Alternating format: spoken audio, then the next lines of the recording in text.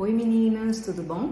Hoje vamos falar um pouquinho sobre o papel da insulina na infertilidade, porque esse super-hormônio, quando alterado, ele pode comprometer um pouquinho a fertilidade, o poder de gerar vida, né?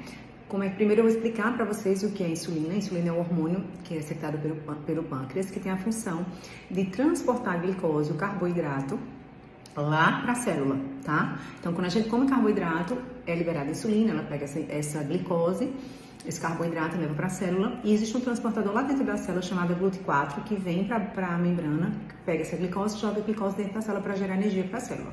O problema é que em mulheres obesas, mulheres que estão acima do peso, principalmente aquelas que têm muita gordura central, essa gordura acaba trazendo algumas alterações em relação à insulina, e, consequentemente, podem trazer problemas para a fertilidade.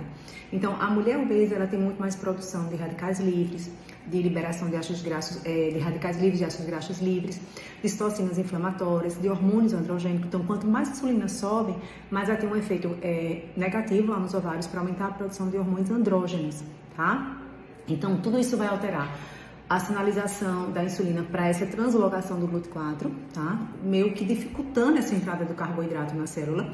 E a insulina, cheia de glicose, acaba liberando, soltando essa glicose no sangue.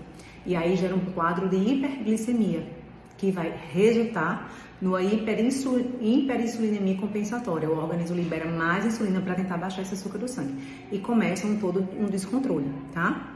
Gerando feedback lá no ovário para aumentar a produção de hormônios andrógenos. Isso é muito comum em mulheres geralmente que têm síndrome do ovário policístico, por exemplo. Por isso, mulheres que têm SOP, elas não conseguem engravidar, porque existe uma alteração no hormônio luteinizante, por esse feedback lá nos ovários, de aumento dos hormônios andrógenos, que também acaba bagunçando esse equilíbrio entre FSH e LH. O FSH é o hormônio folículo estimulante, estimular os folículos a crescerem para a mulher ovular. E o LH, ele vai atuar nessa explosão, nessa liberação do folículo, né, do óvulo, caracterizando a ovulação, e a fase lútea. Então, acaba gerando um desequilíbrio entre isso. São mulheres que geralmente têm mais LH do que FSH e que, obviamente, não conseguem engravidar por essa falta de ovulação. Tá bom? Aí você pode perguntar, Ju, tudo bem, mas o que é que isso tem a ver com infertilidade?